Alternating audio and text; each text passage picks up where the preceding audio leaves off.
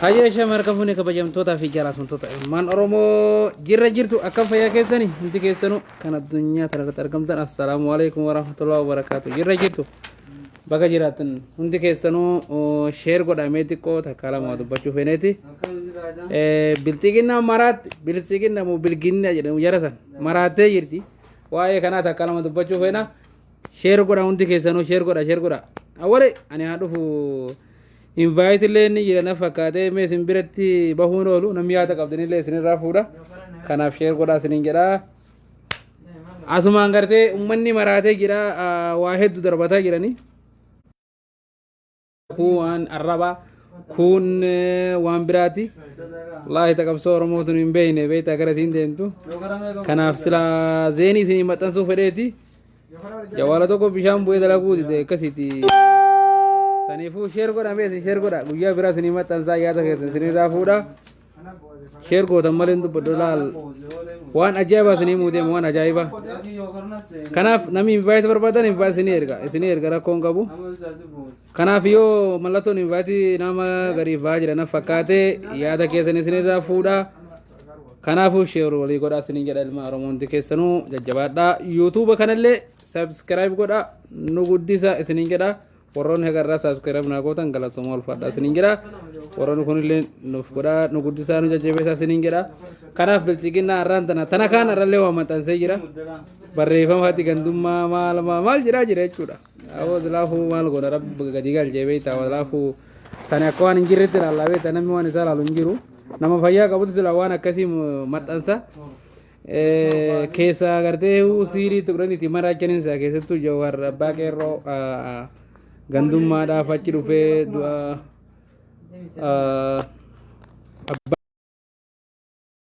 nama guddaa nama jabaa kan nurraa du'e isallee rabbi jannataan nu haqaniisu achirratti namni irraa argame nama baay'eedha namni irraa argame lammaan magarsallee ka duraan gartee maal akka eessa akka jiru hin beeyne bakka tana jira hin beeyne har'a argamee jira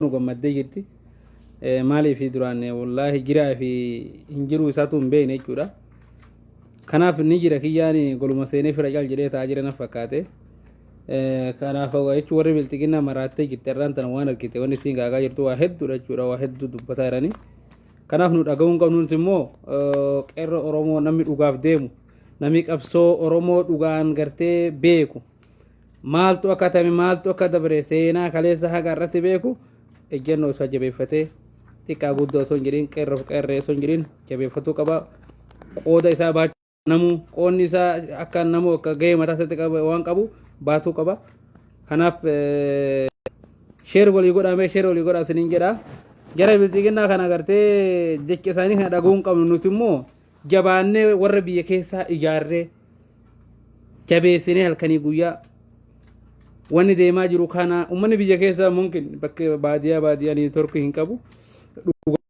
dandayaa waan kanallee nutis keessatti himuu qabna wanni deemaa jiru waan akkanaati kan taamaa jiru kanallee ibsuufi qabna jechuudha gaheen keenya kana kanaaf ummata warra akkatti gartee kijjiba ofu kana irratti duuluu qabna nulleen calleefnee laaluu hin qabnu kanaaf waliif sheer godhaa isiniin jedha namni invite barbaadanillee invite illee isin godhaa ergadhaa isiniin jedha nama tokko qofaan na bira gahee agasila yoo shabakaan kiyya kasinii dalagu taate invite isin nagaa awwala ergadhume ergad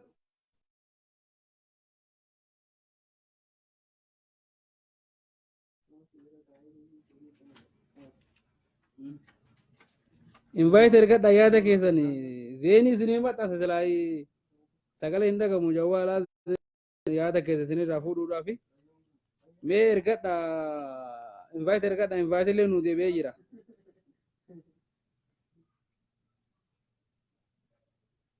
tana kanarra joohar wanni irratti argamee gandummaadhaaf irratti argamee waan inni arsii ta'ee fi waan kiyyaan arsii ta'ee fi irratti argamee maal jedha lammaanoo maa dhufe mee gandummaadhame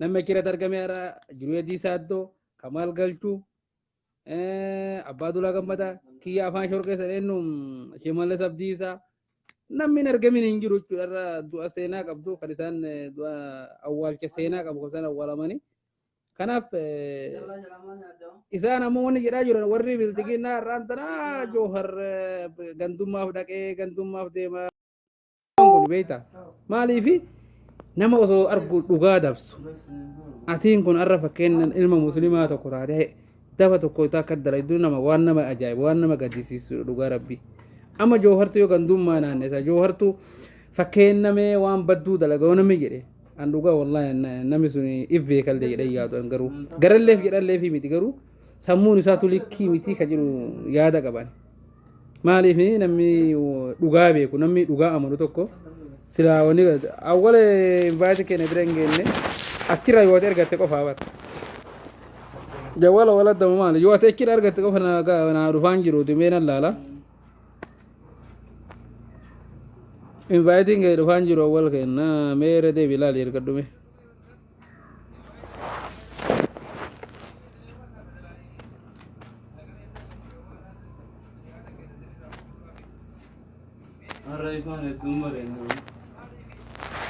inviting jiru awwale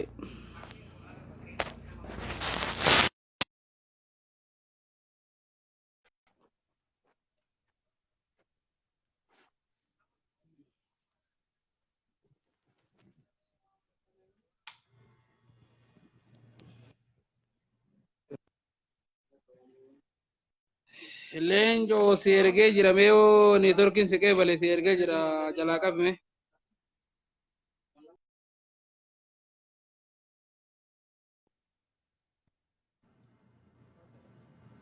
Neetworkiin bakki kiyya dhabaadha wallaahi fudhatanatti fakkaanne. Neetworkiin baay'ee laafaadha jechuudha.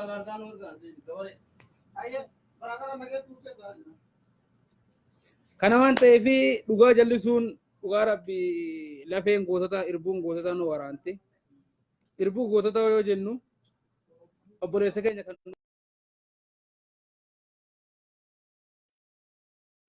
maaliif wareegame qabne jechuudha dhugaa rabbi yoo dhugaan fakkeenya ani oromoodha ofiin jette waa'ee qabsoo kana namni wallaala jedhee hin jiru hundi isaanii beeka garuu ammoo daba akka dabsuun kun dhugaa wallah waan garaa nama nyaatu jechuudha. Yeroo amma fakkeenyaa waan hin taane haasawaan isaanuu garaa na nyaatan jechuudha. Akka mataa keettoon fudhadhe fakkeenyaaf maaliif dharri yoomuu yeroodhaaf malee galma hin geettu kun waan shakkii hin qabne wayyaanee bu'uuna biyya matarra filannoon akka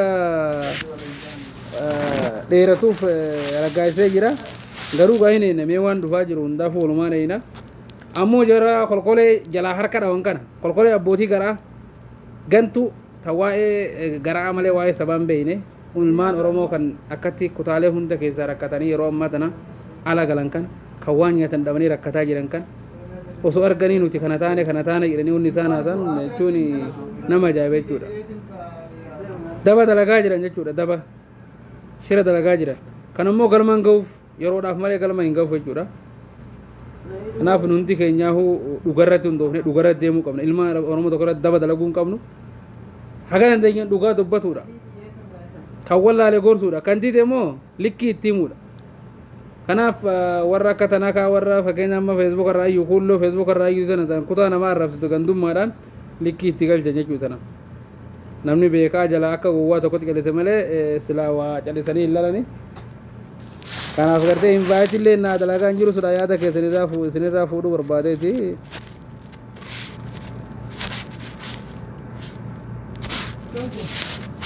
Invite hin dalagu qeerroo kennaa. Kanaaf dhugarratti hundoonee yeroo hunda kamuu jabaatuu qabnaa.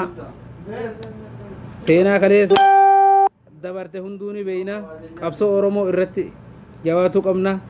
Callifnee ilaaluu hin qabnu.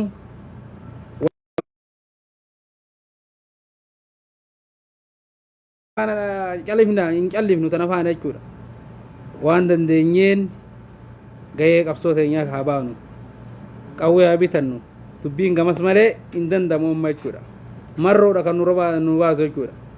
Abiyyi borganama irraa bu'a. Garuu warra amma jala yaa'ee afaan banee irra daangaa darbee kijibaan dhararratti waan hin taane deegaru kanatu hangaraa na nyaata jechuudha. Uummanummaan kun jechuudha. Nama sammuun isaanuu nama akkamiitii jedhee yaada jechuudha. Kanaaf wanni kanaa kunillee isaan garuu ilaallatanii akka feetellee taatu nutis beekuu qabna jechuudha. Waan isaan kana dalaganiif kana arguu qabna. Nutis jabaatuu qabna. Wal jabeessuu qabna. Keessaa fi alaa wal ijaaruu qabna. Waan dandeenye keessattuu warri biyya ormaa jiru ijoollee biyya latti dhaabne meeshaa keenya bitachuudha. Yoo dhiira taate dhiirummaa wanni beekamu namni yoo meeshaa qabaate qofaadha jechuudha. Kanaafi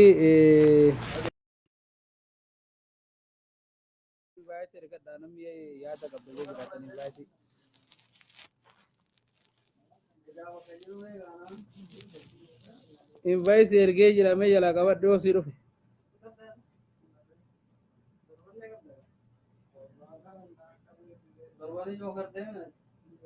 Si ergee jalaa qabadhe jalaa qabadhe.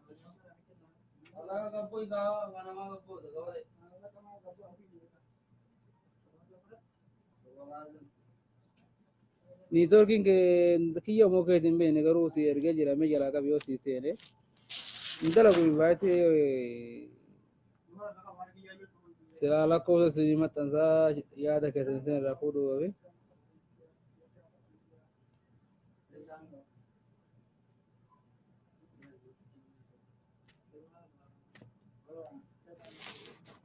Niitorkiin keetii moo kiyya garuu mee laali mee jalaa kaasi.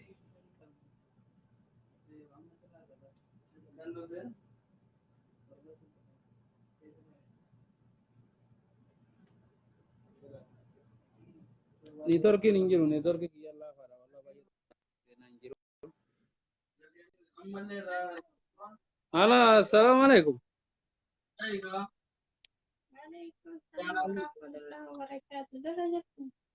Jirra alhamdulillah kan fayyaa keetti.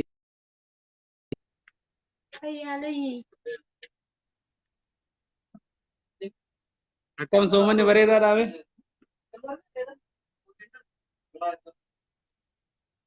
Abo, baga silii deebi'e invaayitiin jettan. Invaayiin nu deebi'ee jira beektaa neetworkii keenya laafaadha malee deebi'ee jira. Akkasitti mee maal jettetti warra xixiqqinaa kun warraan tanaa du'a abbaa keenya abbaa qabsoo hayyuu keenya kanarra kana kirratti argaman qabsaa'onni Oromoo hooggantoonni hayyuun siyaasaa hundi isaanii kirratti argaa akka Junaayid Saatoo akka Jawhar Muhammad Lammaa Magarsaa akka duraan dhabne innis dhufee jira irraa Shimallis Abdiisaa Abbaa Duulaa Gammadaa hedduudha Kamaal Galchuu kunneen hunduu kirratti argamee jira har'aan tana kun deeggartoonni bilisiginnaa gadi baatee waan isaan jedhaa jirtu Jawhar wanni kirratti hirmaateef gantummaadha isaan kun isan gantummaadha saniif irratti hirmaatee jira jedhamee yaada akkamii qabda uummata kanaa mee deebisaa maal qabda? Wallahi duraan durte assalamu alaikum warahmatullahi wabarakatuh. Ana guyyaa irraa kana wallee dubbatu hin barbaadu. Gadda guddaa keessa oole dhugaa dubbachuuf jecha.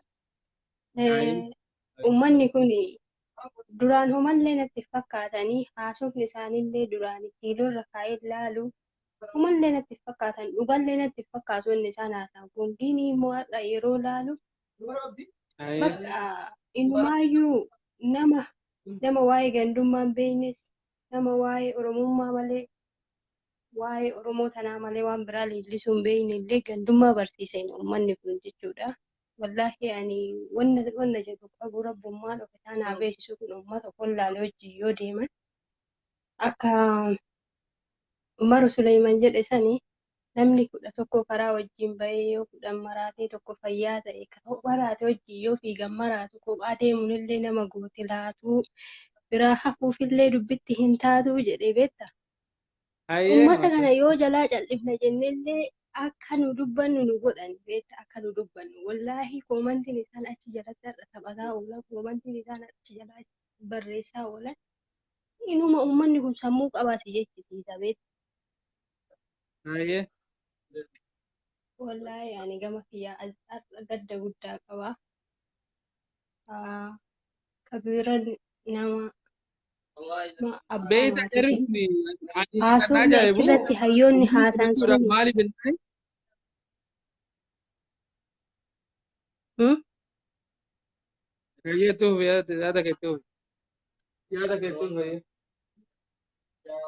haasofni achirratti hayyoonni haasayan sun haasayaan achirratti hayyoonni taasisan sun haasaa onneessitu haasaa yoomuu si boonsisu beekta dacheen arseetuni hayyoota adda addaa biqilchiteeti Oromoo bira tartee Oromiyaa bira tartee addunyaaf gumaachiti. Kana uummanni kun ani uummata kanaa uummata amma isin irraa haasoftan kanarraa homallee haasa'uun barbaadu guyyaa har'aa kana uumaa dubbatu barbaadu rabbiin irra jaallata haa taasisu rabbiin jaallata furdoo haa kananniisu hayyuu beekamaa dhabnee abbaa hiyyeessa dhabnee abbaa maal jedhee si himuu akkuma ageette sanii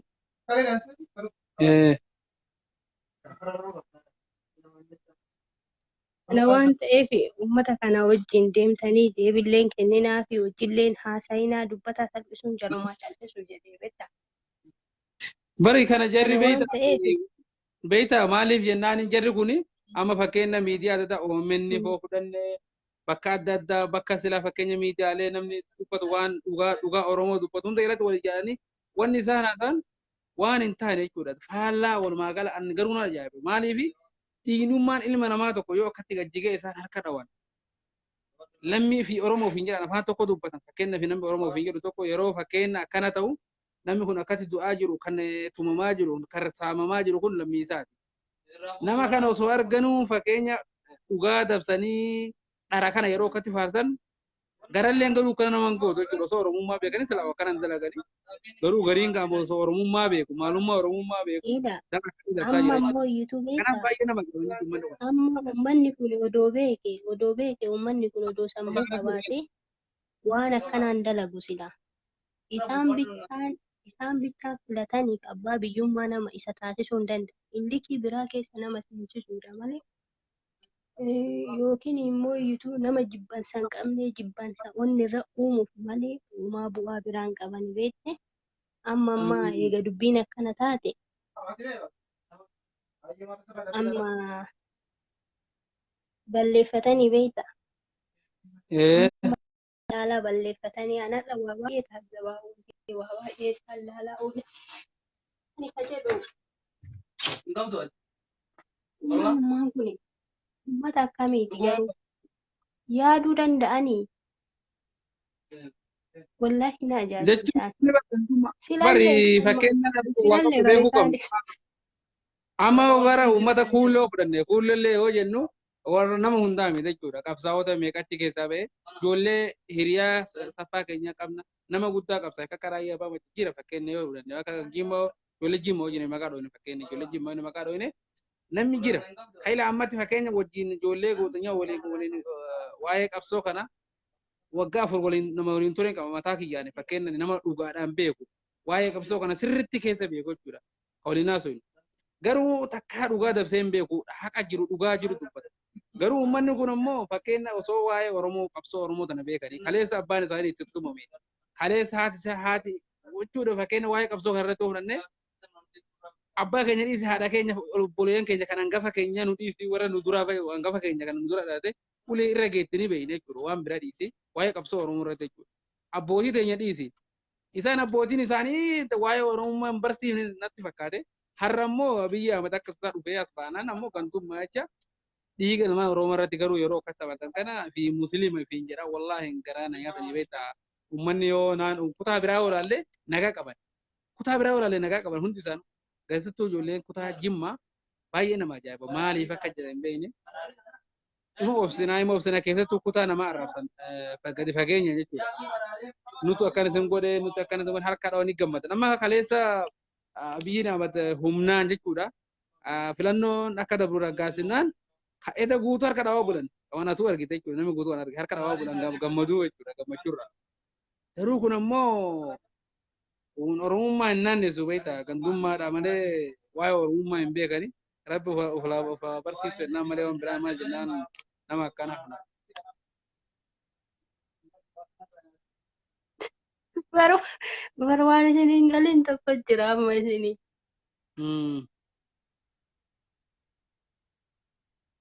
Amma isin yoo waa jettanii waa hedduu taasisa ijoollee hedduu ilaalaa kuulloo jedha kuulloo wanna jedhan kana dhaabuu qabdan isin tokkoffarraa jechuudha. Kuulloo miti kuni kuulloo jechuun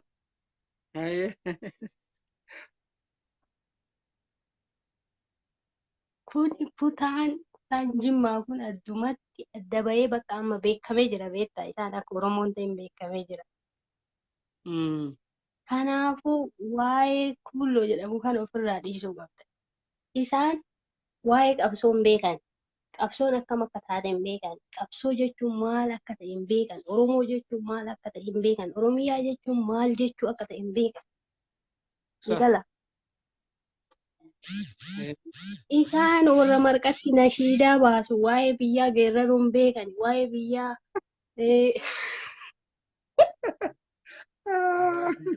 Wallahi dhugaa keetii yalla.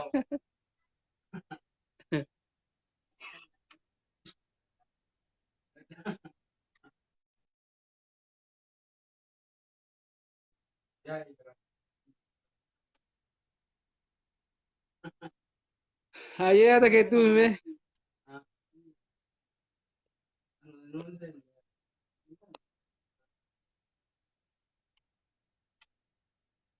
Halo.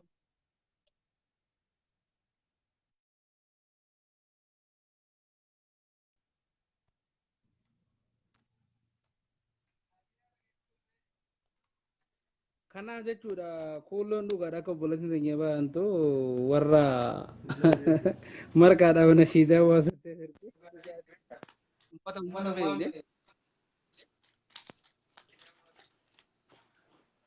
Hayyee.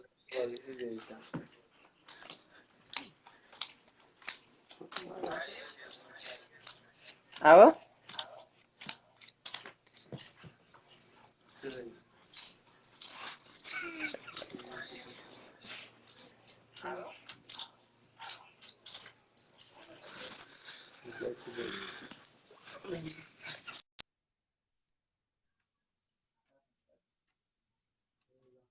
Indah kamu waita sani sebab aja.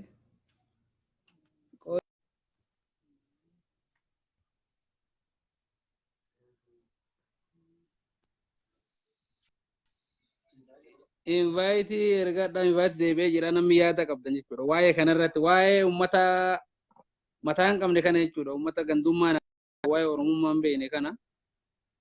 Mee falli isaanii maali? Uummata kana jalaa callisuudhaatti immoo dubbatuudhaatti uummata waan beekne kana.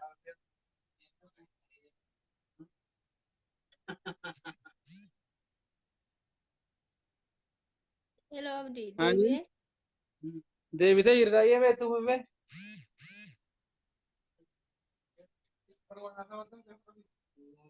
amma amma tooftaa haa jijjiirru. Tapha jijjiiraa. Isin ijoolleen Oromoo tapha jijjiiraa. Uummata kana nama dubbataa saree dubbataan jedhinaan jalaa cal'isaa imalaala. Abdii Ijuma abdii baale argitee jirta abdii baale hin dhufne baay'ee kee hin dhufne dhiira deebi'ee erga dhuggoota seensaati. Hayyee ittuu fi yaada kee. kana waan ta'eef uummanni waa'ee qabsoo hin beeku, waa'ee Oromiyaa hin beeku, waa'ee Oromoo hin beeku. Uummata kana amma Oromiyaan kutaalee meeqa qabdi? Aanaa meeqa qabdi? Odoo jettee gaafatte uummata asirra yaa'ee hayyoota arrabsaa oolu kana tokkochi namni isi masee himu hin jiru. Isaanii daabbootti nashiidaa baasaa jedhiin, marqatti nashiidaa baasaa jedhiin. Kana Hayyee kanatti yoo nashiidaa baasan malee waa'ee Oromoof Oromiyaa hin beekanii hin jedha gabaabamatti. Marqaayyuu maqaa nu balleessanii abboo marqi akkas marqama. Marqi seeraan dhoytee dabbiti. Yaake maqaan nu kanaaf uummata balleessan. kana amma fakkeenyaaf amma waan kana uummata maraallee osoo dhugaadha Oromootti qoosanii Oromootti haa qoosanii kutaa namaa garuu arrabsuun kun wallaahi waan arraban taane halkanii guyyaa waan isaan jedhan waan gara nama nyaatu. Garuu namni ilma musliimaa fi hin jedha jechi hin taane akkas namaan jedhuun suni baay'ee na ajaa'ibani. Uummata waan hin beekne beektaa hin gowwaadha Yoo tokko tokko keessaa rabbi fees malee hin gowwaadha beektaa irrallaan. Gaafni isaan of baratan mee gaafa dhugaan ifa baatee beektanii. mee haguma Nafitti haguma malee nama sooma jaluma kanaaf hin jallisuudha duramu seeninaa. jallisuudha Haguma jedha. sooma kanaaf feesbuuk illee seeninaa jedha. Feesbuuk illee seeninaa haasaa tokkollee jala hin deebisinaa. Ijaanillee isaan hin laalinaa. Wanna takka. Soomni kun nuuf haa ba'u nagaya. Saniin booda maal goona ree fardi raaddi harree hojii ooltu dhuufuu baratti jedhanii barannee itti gayyaanee arrabsinaan ooltan. Waan arrabsuuf kana jalaa jallisu malee waan arrabsan hin qabdu. Uummatummaan beekne kana uummata gowwaa jalaa jallisuu wayyaati. Maal uffatanii miti. Waan hin beekne waa'ee qabsoon amma tana kan har'aan tana joo harbata yaa rabbi beeta aboo kiyyaa kana koronaa kana dachii sana irra isaa balleessu. Ani san na gubee beeta har'a barreeffama osoo barreessee barreeffama isaatiin tala qubee Oromoo afaan Oromoo takkittiis tolchee barreessee beeku walii gala. Ka dooktora fiin jedhu kun jechuudha. As ba'ee gantummaa rabbitti kaasee bakka isin kutaan akkana arsii keessattuu amma duraan beektaa joowartidha. Isin kutaan arsiin walumaa gala inni seeqalee kulluu wajjin beekala uummata gowwaa isa wajjin jechuudha. Kanaaf kana likki itti qabnaa Oromummaa ta'e Bari jabeessuudha jechuudha. bari Oromummaa bari ta'e namoonni arsii tana isaan akkuma uffiste yaani.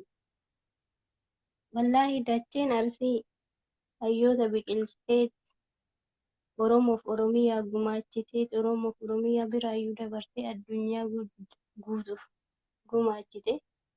Dacheen arsii uumamaan badhaate hayyoonni gurguddoon achi yaate ka addunyaafuu fakkeenya taate homuun nurraan hafne arsiin lafa gootatii, arsiin lafa hayyuutii, arsiin lafa ustaazotaati, arsiin lafa olomaati. Kanaafi mee wannummaan isaan fidan hin jiru. Nu mudaa arrabsamnuun takka hin qabnu, arsiin mudaa arrabsamuun takka hin qabnu, adaba qabna, kabajaa qabna, alangeen dhaanamnee guddanne, golatti guddanne, anfalaa hiikannee alagga yaanee uummata feesbuuk irra yaanee hayyootan arrabsinu. Mee uummatuma kana wajjin maaliif madaalamtan isinummaa kan yoo hin deebisinaaf yaada. Yaa kee uummata jazbaa kana amma jalaa bisa tokkoonni tokko beektee amma kaleessa fudhannee abdii bari invite ati ergattu malee hin danda'u lakkoofsa tokko miti fakkeenya lakkoofsaanii miti. Yoo ati invite kiraas ergattee deebi'aati. Amma beektaa dheengatta fudhannee waa'ee abaarsa irratti jechuudha. Jaahila tokko abaaruun nima akka shiraara bittilee ni qaba. Maaliif jennaan nama fakkeenya osoo nama dhuunfatti hin ta'in nama biyyaaf hin taane kan namaaf hin taane yoo gartee abaareen illee goma jiru kun. Maaliif waan namni maranii beeka akka biyyaa hin taane akka namaaf hin taane illee. isa kana akkamitti abaartaniif jechuun waan isaan haasa'an barri yoo jecha takka nama tokko afaanii yoo bahe hedduu girrisanii beekta girrisuun akka maqaa nutti baasan silaati kun haayyanii waan beekanii garuu gaafa dhugaan sun ifa baatee dhugaan bakka argatte waan sanii isaanii dubbanna beekte amma kanaaf Ani nuti ammoo bari qabsoo uummata silaa san fuula ilaalee tumaan akkam jedheen seetan. Akkam jedheen seetan. Uummata jallata abaaruun sirriin abaaranii kanaan durallee Oromoon waraana qabattee waraanan ofirraan buufne abaartee ofirraa buufte dhiiga ofiitiin ofirraa buufte nama isiin taane jechuudha. Amma kunniini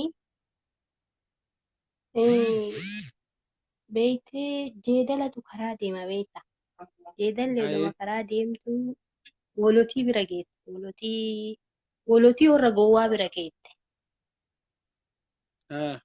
Wolotii warra gowwaa bira geettee jennaani itti iyyani beekta. Jeedalli ofii hoolota san nyaatuuf niyyaan qabdu.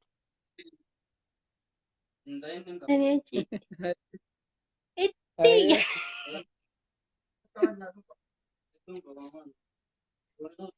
Iyyanii jennaani akki jetteen jeedalli. Usaabate gowwoowwan jetteen hoolota teessan miilalleen keessan bayanii jetteen. Hoolota teessan miilalleen keessan bayanii jetteen biruma kutte. Bunni haa iyyanii haa maraatanii. Kuni isaanii amma dhumattee fi bara amma dhumattee kuma xiqqoo tafe guyyama muraasa hafee xiqqoo mata yoo takka manuma lammalleen ka duraan sotaan as baheetti akkuma jiran akkuma isin jedhanii annan gammadee yoo beekta lammalleen dhufu kanaafi amma xiqqoo mataaf beekta biyyi inni bu'a akka fedhellee ta'u warri har'a iyyuu kuni gaafsa wal garra garuu warri har'a iyyuu kuni namuu oromeetti waliin galla warra keessattuu jechuun adda bahee fakkeenya adda dureedhaan irras bahee haasa'u warri komentii hayyuu dhugaadha komentii garaa garaa naaf islaafu beekta hayyuu warra keessatti bahee kutaa namaa keessatti arrabsee waa'ee oromoo sanarratti qoosu guyyaa isaan dhugaa san gartee deebianii himantu jira.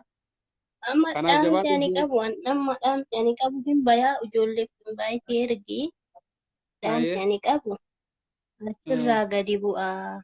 Yaa uummata mataan qulfii, yaa uummata waayyaan, arsiin hayyoota, arsiin lafa kabajaa qabdu, arsiin uummanni arsii jaalala malee homaa hin beeku, uummanni arsii tokkummaa malee homaa hin dubbatu, gandummaa hin beeku, tokkummaa beeknaa, oromummaa leellifnaa, tokkummaa leellifnaa, nu Oromoo fi Oromiyaaf duunaa, isin warri garaaf du'u warri nyaataaf du'u deematii bakkuma duutanii du'aa isinii Oromoo fi Oromiyyaalleef hin taatanii nu himililikii kooraa baatu hin beeynu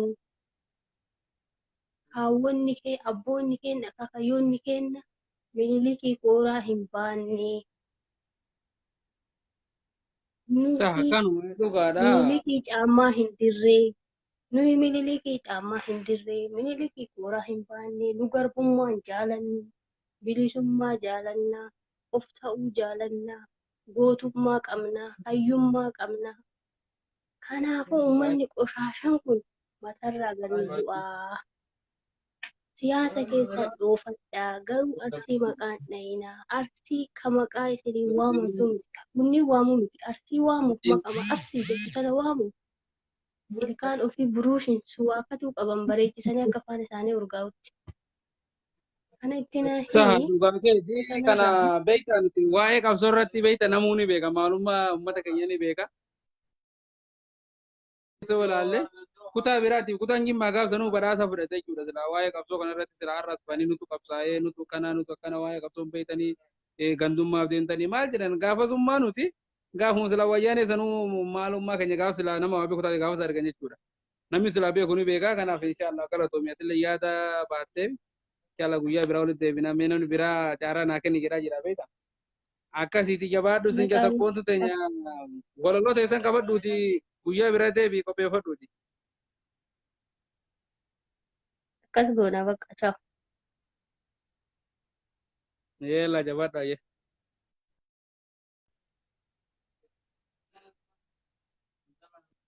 Hayyee namni biraa ergadhaa mee namni yaada qabdanii ergadhaa isiniin jedha.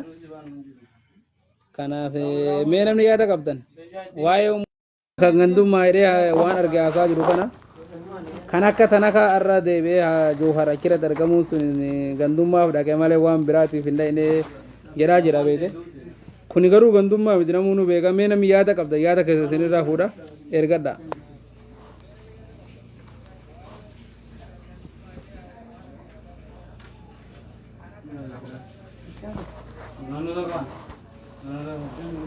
Namni yaada qabdan hin baate isinii ergadhaa mee isinii deebisa ergadhaa.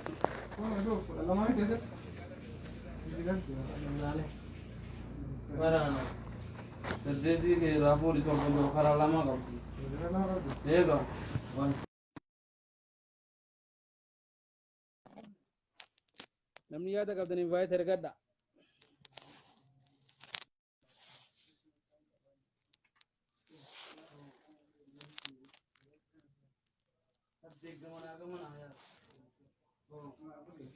Kanaaf kanuma jedhu barbaade kalas namni ergatu hin jiru na fakkaate anis gama kiyyaan dhaamsan qabu kanuma jabaadhaa isiniin jedha hundumti keessanuuti namni yaada qabda yoo jiraate invite ergadha carraa isinii kenna